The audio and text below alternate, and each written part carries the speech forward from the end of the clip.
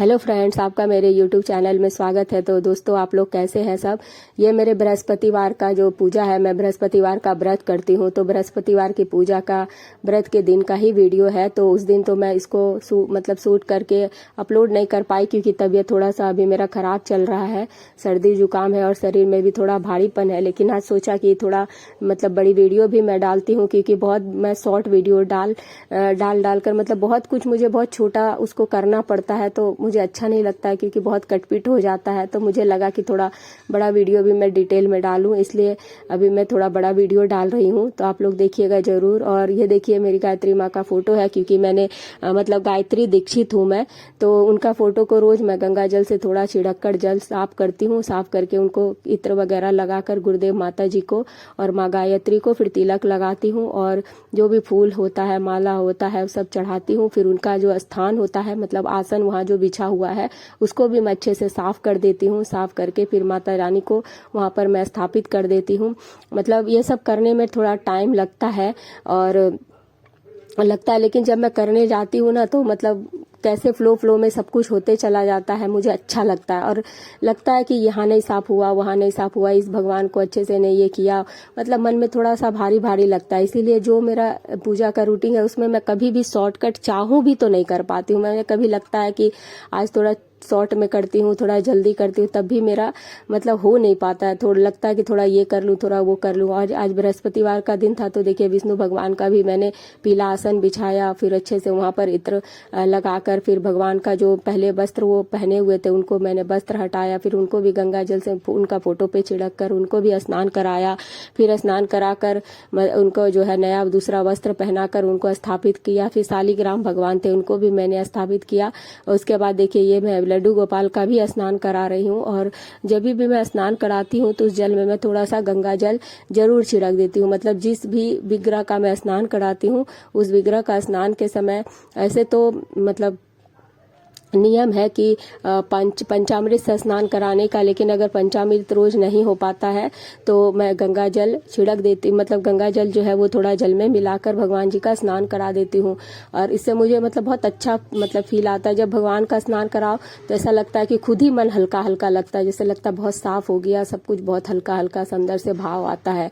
इस तरह से फिर मैंने उनको आज बृहस्पतिवार का दिन है, तो पीला आसन मैंने नीचे बिछाया है और बिछाकर उनको भगवान जी को स्थापित किया है। पूजा का जो तैयारी है, उसी में बहुत सारा तैयारी करना रहता है। तो मैं मोबाइल में भजन लगा देती हूँ, और अपने गुरुदेव का भजन जो होता है, या गायत्री माँ का भजन, या राधा रानी का कोई भी भजन मैं भजन बजा देती हूँ। और भजन बजाकर मैं अपनी पूरी तैयारी पूरा भाव से करती हूँ, और अच्छा लगता है मुझे। मुझे कभी भी पूजा करते हुए कभी बोर नहीं होता। बहुत कोई पूजा में सोचते हैं कि कैसे आलस लगता है, जल्दी जल्दी कर ले, घंटों कैसे ये पूजा करती है, सब मुझसे परेशान रहते हैं कि घंटों 1 घंटा लगाती है पूजा में। सभी कोई मुझे बोलते हैं कि 1 घंटा 1.5 घंटा, मेरा तो 1 घंटा नहीं, 1 घंटा से ज्यादा ही मेरा पूजा में लगता है, क्योंकि साफ सफाई तैयारी, सब भगवान को साफ करना, तिलक लगाना, फूल चढ़ाना, फिर सब भगवान का प्रसाद रेडी करना, फिर सब में तुलसी पत्ता डालना, सब करते करते बहुत समय निकल जाता है। उसके बाद फिर मेरा जो है वो मैंने गुरु दीक्षा लिया है, तो गुरु दीक्षा का मैं मंत्र का भी जाप करती हूँ, तो उसमें भी बहुत सारा समय जाता है। इसीलिए मैं पूजा बहुत निश्चिंत से करती हूँ, बहुत हड़बड़ी नहीं मचाती पूजा करने में, और अच्छे से रिलैक्स होकर टाइम लेके मैं पूजा करती हूँ। क्योंकि मेरे दिनचर्या में सबसे बेस्ट और सुकून का पार्ट मुझे पूजा करना ही लगता है। और भी सब ठीक है, लेकिन दिन भर में जो पूजा करती हूँ मैं शांति से, दिन भर बहुत टाइम लेके, यही मुझे सबसे ज्यादा सुकून देता है। तो कहते हैं ना कि आप मैं प्रेमानंद जी महाराज का सुनती हूँ, तो वो कहते हैं कि कौन है, जब हम लोग कभी किसी से कोई तकलीफ नहीं कह पाते, बहुत सारा मन का ऐसा बात होता है जो हम लोग किसी से नहीं कह पाते, किसी से नहीं। बहुत बार आपने देखा होगा कि हम लोग बहुत सारी ऐसी बातें होती है जो हम लोग किसी से नहीं कह पाते। बोलते हैं ना कि सुख अपना जो खुशी का पल होता है हम लोग सबसे शेयर कर लेते हैं, लेकिन अंदर में कुछ ऐसी बातें होती है, कुछ लगता है कि अब कोई नहीं समझेगा, या हम लोग जब किसी से नहीं कह पाते हैं, मन बहुत भारी होता है, तो मैं भगवान के पास ही आती हूँ। भगवान के पास आती क्या हूँ, यही मेरा सच्चा परिवार है। मतलब शिव जी को मैंने पिता माना है, ऐसे मतलब सारे देवी देवता ही मेरे माता पिता के समान है। किसी को भाई बनाया है, किसी को छोटा भाई, किसी को बड़ा भाई, किसी को माता बनाया है, किसी को, इस तरह से देवी देवता ही मेरा पूरा सच्चा परिवार है।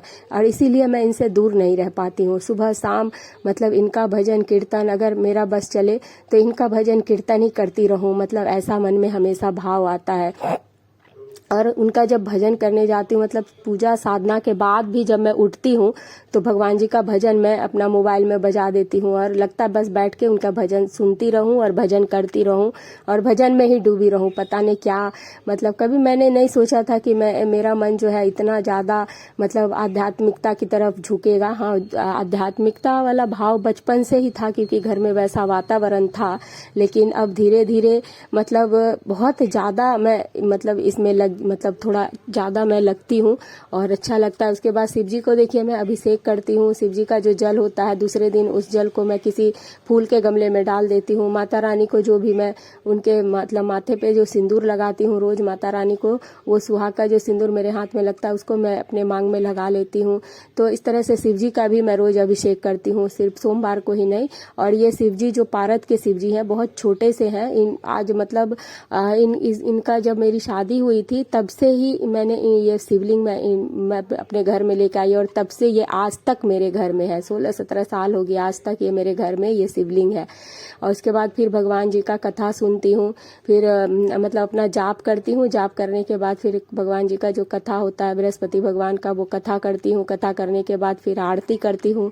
आरती करने के बाद जो होता है वो मैं सूक्ष्म हवन भी करती हूँ। अभी पुरुषोत्तम मास चल रहा है, तो पुरुषोत्तम मास में कहते हैं कि जितना पूजा पाठ हो, हवन हो, ज़्यादा करना चाहिए। तो मैं एक सूक्ष्म हवन भी करती हूँ। मतलब ऐसे गायत्री हम लोग के परिवार में हवन का ज़्यादा विधान है, सभी पूजा पाठ में है, लेकिन गायत्री में हवन मतलब ज़्यादा हो जाता है, तो ज़्यादा किया जाता है। तो मैं सूक्ष्म हवन करती हूँ और ये करके मुझे बहुत अच्छा फील आता है। तुलसी की लकड़ी जो भी है मेरे घर में, जो पेड़ सूख जाता है उसको मैं मतलब रख लेती हूँ और उसी तुलसी की लकड़ी से मैं सूक्ष्म हवन करती हूँ। तो इस तरह से देखिए मैं पूजा मतलब अपना जो कथा होता है, कथा समाप्त करने के बाद जो है वो हवन करती हूँ। और कहते हैं हवन करने से घर का शुद्धिकरण होता है, पवित्रीकरण होता है।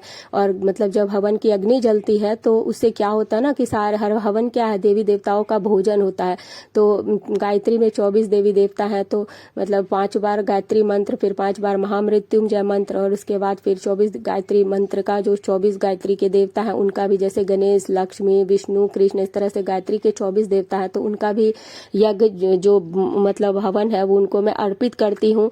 उसके बाद फिर इस तरह से जो ये देखिए जो मैं घी डाल रही हूँ, प्रज्ञा आहुति होता है, तो इस तरह से ये डालकर वो जो जल में डाला जाता है, उसके बाद उस जल में को हाथ में लगाकर उस अग्नि में सेक कर, जो आपके शरीर में रोग वगैरह होता है या किसी तरह का आपके शरीर में कष्ट है, तो वो उस हवन का जो गंध आता है उससे क्या होता है, हमारे शरीर का जो जितना भी है मतलब नेगेटिविटी वो दूर होता है, कहते हैं ऐसा। ऐसे भी कहा जाता है अग्नि सब चीजों को शुद्ध करती है। तो जितना अग्नि का जो होता है कि हवन हम लोग करते हैं तो हमारे घर में जो है वो एक पॉजिटिव वातावरण बना रहता है। और मुझे पता नहीं ये करके अच्छा लगता है, मतलब सूक्ष्म हवन करती हूँ, ज्यादा टाइम नहीं लगता, 5 से 10 मिनट लगता है, और इसको करके बहुत अच्छा भाव आता है। लगता है कि हाँ भगवान को मैंने कुछ भोग खिलाया, कुछ अर्पित किया। मतलब भगवान को जो भी प्रिय होता है अगर वो आप करते हैं और भाव से, ऐसा नहीं कि बस करना है, किसी का देखें सुने करने लगे, आप छोटा ही करिए, 5 मिनट ही करिए। किसी का पूजा और भगवान से कनेक्शन 5 मिनट में होता है, तो उतना ही करिए, लेकिन कुछ करना मतलब करते रहिए तो आपको अच्छा फील होगा। जैसे भगवान से जब हम लोग कनेक्ट होते रहते हैं या बातें करते रहते हैं, मैं अपने भगवान से ही बात करती हूँ, अपने मन का सब बात मैं उन्हीं से बोलती हूँ, जो भी है। कभी गुस्सा भी होती हो तो उन्हीं के सामने बैठ के गुस्सा जताती हूँ।